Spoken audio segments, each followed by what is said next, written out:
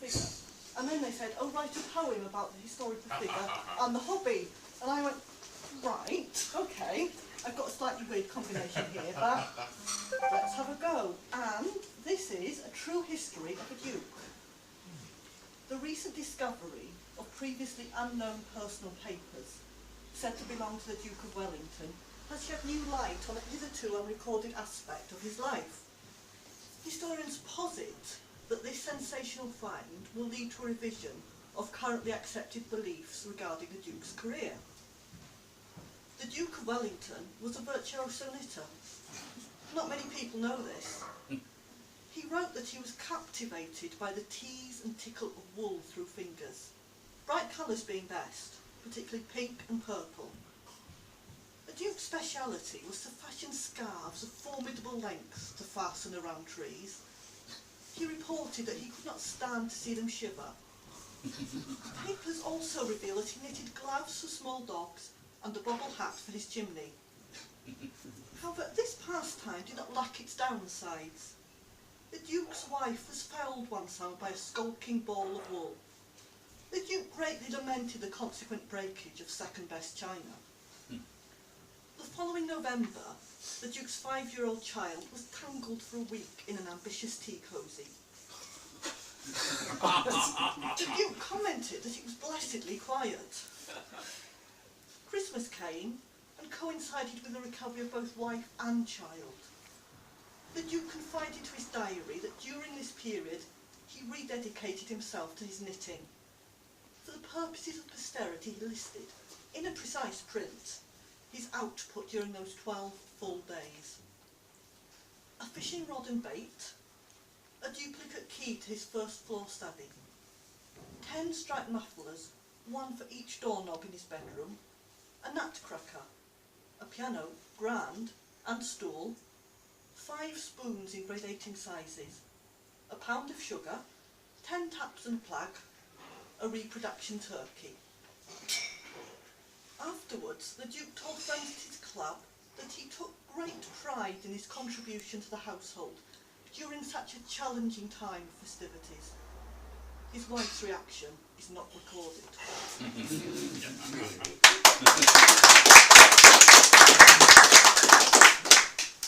Well, this next poem derives from the fact that I've never really liked garlic, which might seem a strange thing to say. However, it's based around the metaphor of a half-empty glass being more like one thing than it is like something else. So, if garlic is like a half-empty glass, what is completely different to garlic? And this is the philosophy of toffee. The wise woman, me in the case under question, said to the pessimist propped up against the bar that a half-empty glass is more like garlic than toffee. He sniffed his mucous nose and fingered the space where a fag might have been. Determined, I set my mouth into 4th gear and expounded. Garlic is the Dracula, not the cure. Shrivelled into itself like a stalker, it sneaks up and strikes. The delicate seasonings stand little chance.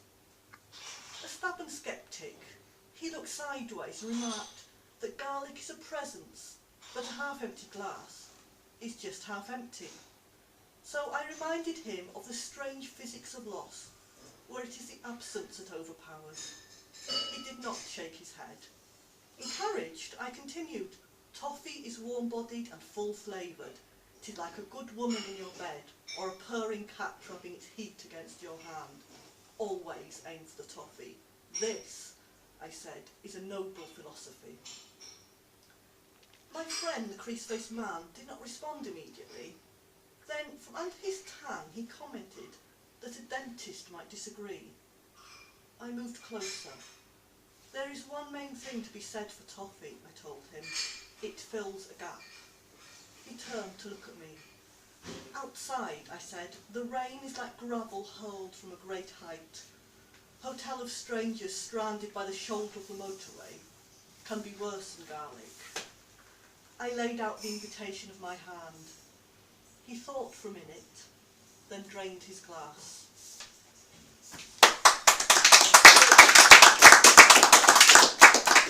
Okay, now this inspired by the images we saw all over the television last summer, all the queues at immigration desks at airports. And this, of course, was the summer of the Jubilee, of the Olympics, of rain and yet more rain, and of queues.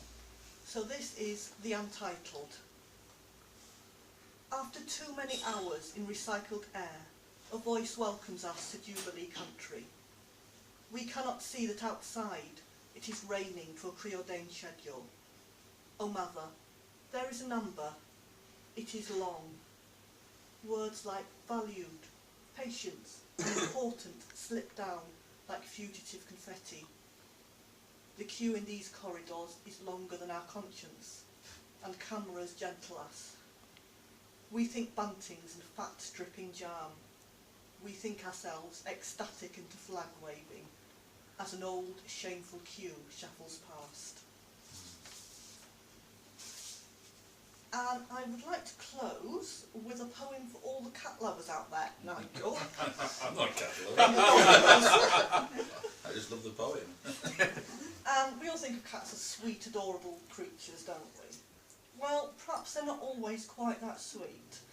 And it's certainly amazing how much they can convey just with the angle of an ear. So this is Creaturely.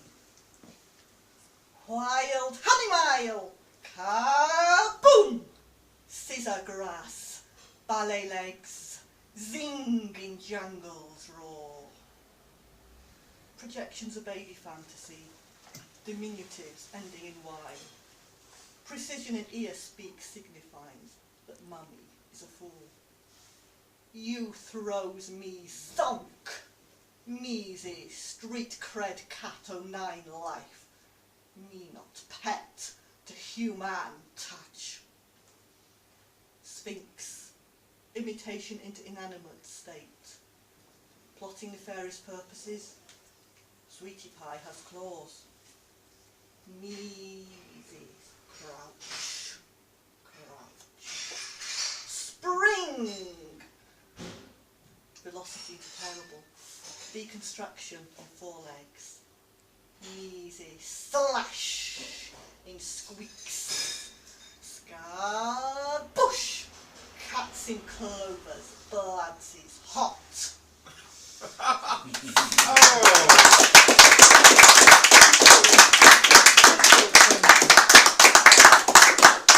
We love Ilunid. We love Ilunid. Come back 1,000 times. We love, I agree with Nigel. The last one is sort of something.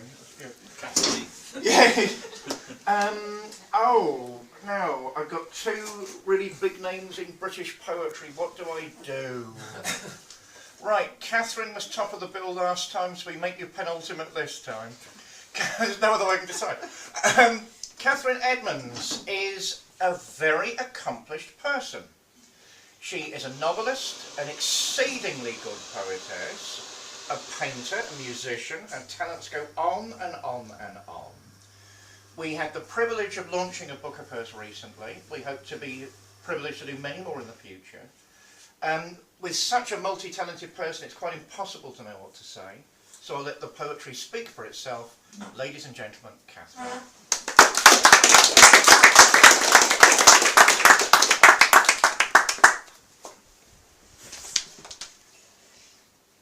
Right, this first poem, first published in Fleeting magazine.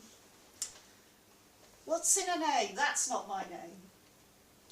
It doesn't matter what I call you, Peter, Paul, Joseph, Alexander, Potemkin. All I know is that when you said you were leaving without any further delay, and I brushed your cheek with feathered fingers, a sparrowhawk fearing its prey would fly, your anger flayed me. I might be Giselle, but to you that day I was Chardonnay, Bethany, Brittany, Sharon, a ponytailed kitten with unlikely cleavage, a whisper of ribbon, a pretty pink paperclip. My name is Margot, Desert Orchid, Anna Magnani, Lola Brigida. I wear dark glasses, my jeans are tight, and I'm spilling over the top of my bra for you, for you, for you, for you.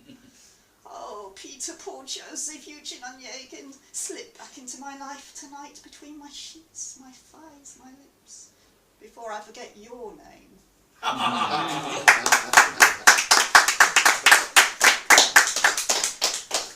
This next one is based on a drawing by one of my favourite artists, Tracy Emin, which this particular drawing is in the Middlesbrough Museum of Art. It never felt like this. It never felt like this, saved by the bathtub's hot rush, heading red flush to the checkerboard floor, to the slosh, the slickety-sick wet splish splash of startled ceramics. It never felt like this, you did, you knew it, the hell, you knew the hell. It never felt so wet in the hell of your lozenge sweet breath, the hollow, the bath, the halt hallowed wash, the slip sloshing water. You did this.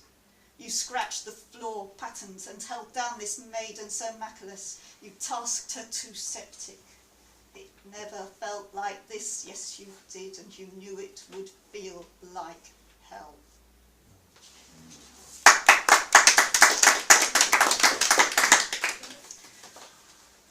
In honour of the Welsh contingent here, I have a poem that was shortlisted in Leaf Book's Wales competition.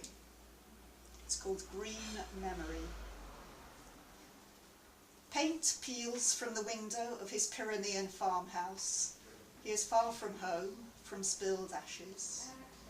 The light turns green and the soft rain falls, so different, reminding him of another life. Before car headlights occluded his knowledge, before mountains grew unreasonable. Now his wife cycles to the shops in a polka-dotted raincoat. Such things are wrong. He knows this at night when the wind blows, and he remembers mist. Yesterday he saw an old woman struggling against the weather, and for a moment he remembered his mother. Then he saw the shop behind her, bright with USA logos on T-shirts, and the moment fled, yet reflected in the sunshades he felt a hint of something else, something unchancy. The roar of battle swirls around his head. The vertigo takes him again. You should see a doctor, his wife opines. Hundreds of miles away, in thought and time, a flock of sheep, hardy against the keening wind, crop grass, and remember Llywelyn.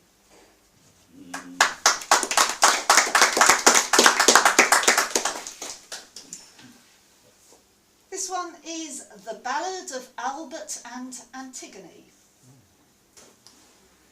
Albert waits on Paynton Pier, smells briny ocean sea swell, fish smell, dead starfish, lobsters, and mermaids. His baited dreams land his catch. He takes her home, poured poisoned water over her beauty. She shrivels, he chuckles, donates her to the British Museum, who take her and hide her away in a darkened corner of a gallery named Enlightenment. Albert returns to the pier, smells oil, remembers the Torrey Canyon, sinks at anchor. Tonight he'll have longfish for tea. Later, when everyone's gone from the pier, no candy floss shouts or laughter, the sea swishes tired beneath a dead sun reflecting a coppery sky, and there on the beach, slipped beneath the surf, a memory left behind by mistake, consigned to weathering, rounding among pebbles, all sharp edges lost. Ashes settle in turquoise haze, round five-petalled silence.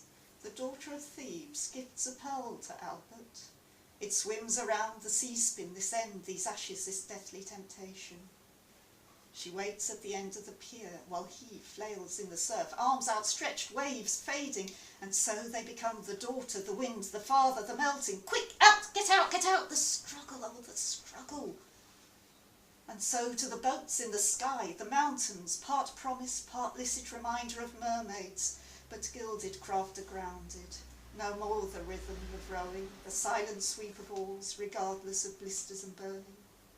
And still the boat drags Albert close by the shipfish that flaunt their fins, their tailspin, their scorn for this man who sails swift yet stays still, this current which flows like contumely, roaring its pain and its indignation. Albert thinks he remembers his legs before they were buried in sand. He thinks he could walk, not sure now the sand reaches half up his chest. The barrage will keep him safe from the sea, so she says, but he doubts it. The Marram will hold the dunes firm, so she says. Not a chance, dunes move. They meet once again beneath Paynton Pier in midwinter, sheltered from snow and the ice that burns above them. Salted timber resolves all questions. The water, slick as a pool of lies, disagrees, but the seaweedy limpets above their heads confirm the faking of trust. When morning comes, barnacles whisper and shift position. The daughter of thieves bathes in gold. It drips from the myrtle leaves binding her hair. A plaited python round her neck flicks its tongue in and out, in and out. Distant suns light the tree-barren ocean. Albert lives in Plymouth these days, where the shadow girls skip past in 2s and 3s and roomy-eyed old men sit on the pier blowing smoke rings from rank cheroots. They covet the tarts, but the girls are too fast, too blurred, and when by chance they flit past a doorway, lit for a moment in acid-sharp focus, they take the piss. They turn and laugh and stick up the finger, take slurky sucks from fat bars of chocolate, and skip into shadows once more. Albert takes a pearl from his pocket, lobs it into the sea, smells briny ocean sea swellfish smell, dead starfish and mermaids. Antigone chuckles and dives.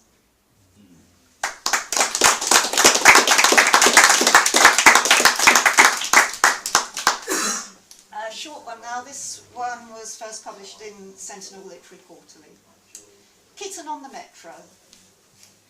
She called the kitten her little rapscallion, held it close to her breast and giggled as whiskers tickled her chin, and the man sitting next to her winked and imagined instead of cat's whiskers, perhaps she might like to try something different. Or not.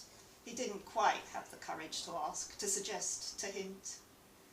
She left the train at the very next station and he never saw her again, and that was back in 72. 72? That long ago? Mon Dieu, mon Dieu.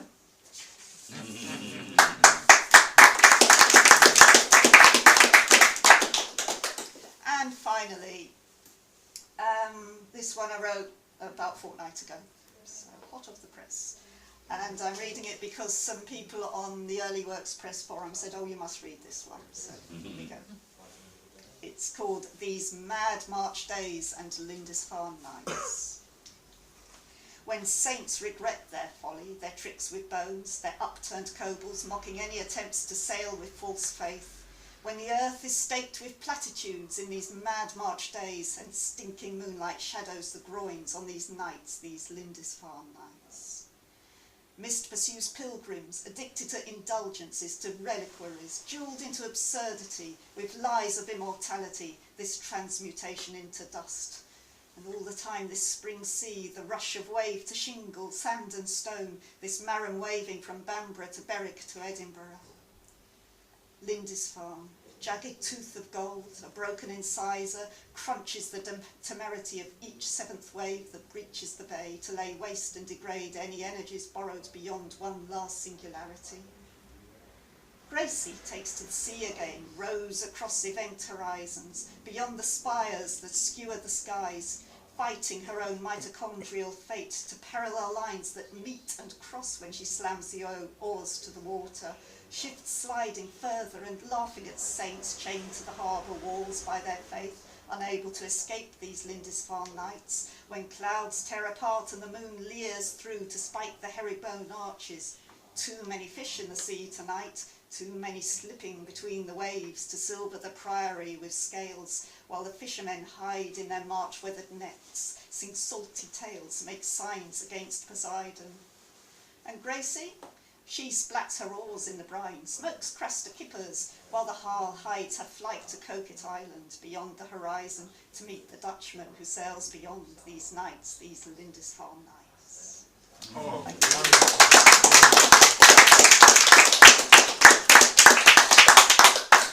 have we launched 2 of your books or 1 of them? One. One. Well, Yes. we're looking forward to the 3rd. A very, very accomplished lady. We're always honoured to have you here. As I say, I didn't know how to choose who was top of the bill. Nigel is a very, very, very accomplished poet in his own right. I had the honour of reviewing his first book. I want to talk about of moment more than the others, The Hawk's Mule. I still remember the imagery from The Hawk's Mule. I think it's powerful and evocative, and quite a unique collection. The Flavour of Parallel was his second collection, which had me struggling for ages, though I think I can live with it now. Should subatomic physics actually be the subject matter of poetry? And I know I promised you a review, you will get it very shortly.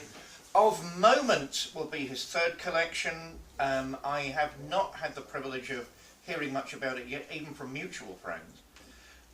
But I'm looking forward to it very, very much indeed, and I'm hoping we can launch it. I don't know what to say about Nigel. He's a member of the Welsh Academy. He is a true rhymester in the classical sense. He plays with words, they play with him, and he weaves incantations about the future and the past and makes us all thoughtful about where we are in the present. He's quite an accomplished man. Ladies and gentlemen, I'm honoured to call my friend Nigel Humphreys. As usual, there's no way anybody can live up to those sort of introductions. And I do apologise for Kathy and I coming in late. It was simply because we thought this event was going to be at night. It was originally going to be at night, wasn't it? And we booked ourselves to see the Manet exhibition in the Royal Academy at 2 o'clock, so we just couldn't get out of it really without losing the money. So that's my apology, or our apology for coming late. I would like to think we were assumed we were prima donnas or something like that. You mentioned the new book, so I thought I would read something from that. It isn't out yet. It's going to be launched. I talked to Jonathan today. I kept calling him David.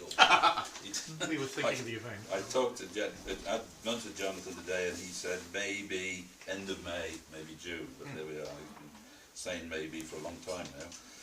So these are what I call the London suite of poems. They're simply poems, all set or in London or to do with London, and they just provide a bit of relief in the middle of the collection, away from the philosophical aspect to it, I suppose. First one's called City Underground, and it deals with nefarious activities that probably go on. I think it became quite evident.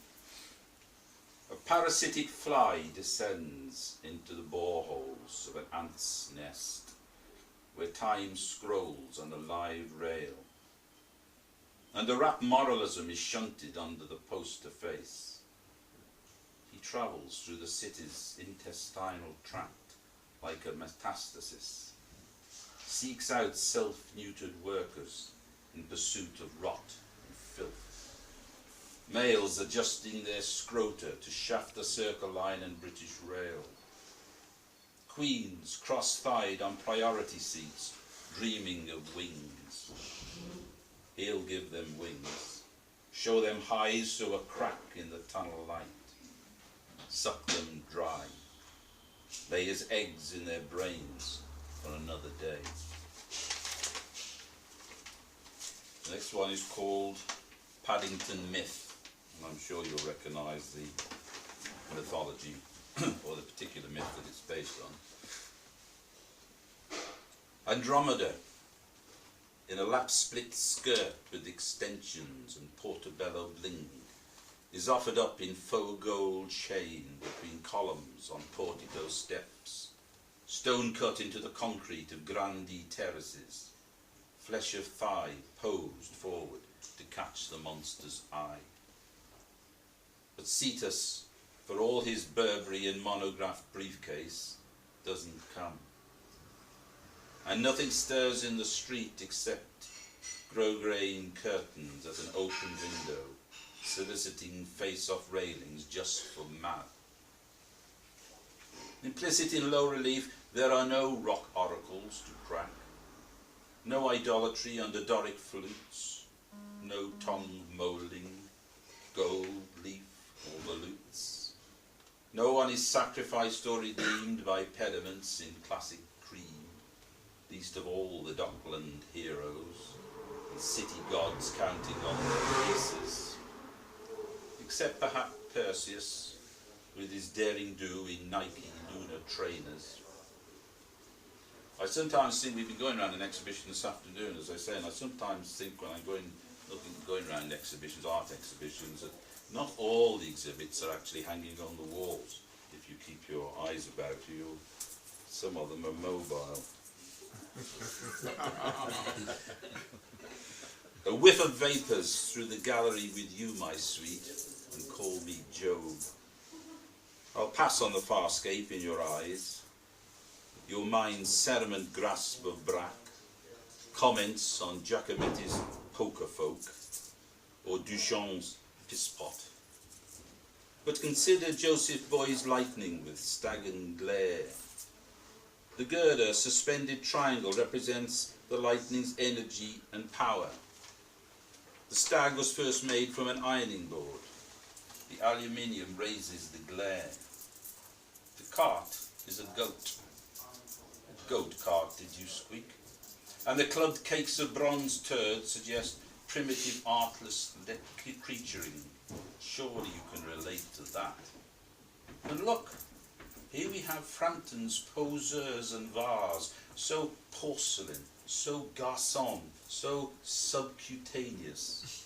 And Frampton's reclining Madame and flowers, so primped, so Chanel, so utterly carcass. The next poem is a prose poem, actually, though you may not be able to tell without looking at it on the page. Pulling in at Chalk Farm. He saw her standing on a platform, sealed in the resin of his train window. Late in her teens, face-length cold blue hair, fake designer ultra-white smile, and something in relief slipping off her breast into his jeans.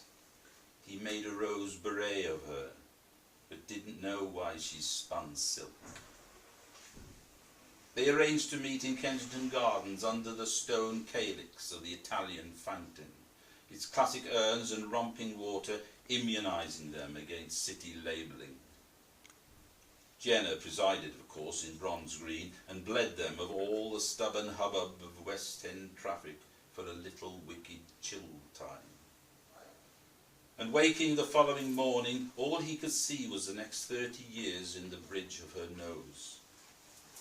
Why was better than nothing so good when a sense of swamp insisted on putrefaction? But he felt close to something in the tail feathers of an all-nighter. It's the upside, briefly energizing mass with its nudge, nudge. And now, an urban fox has him in her red eye on standby. And late and often in his bedsit, the jailer jangling her keys, he wastes skin on a London subplot. There's I don't know whether it's still on actually, it was on 2 years ago, the Festival of Britain exhibition in the Royal Festival Hall. Quite interesting, I thought. Well, somebody my age probably would, wouldn't they? I suspect it might still be on. I was there yesterday and there was some reference to it. Anyway, this is about that exhibition. It was about 2 years ago, and I was particularly struck by this constant singing of Lero, Lero, Lili Bellero, which, looking around the audience, some will know of, some won't. And it was quite evocative. Anyway, let's see how the poem works. Looping witchery over my head in the festival hall.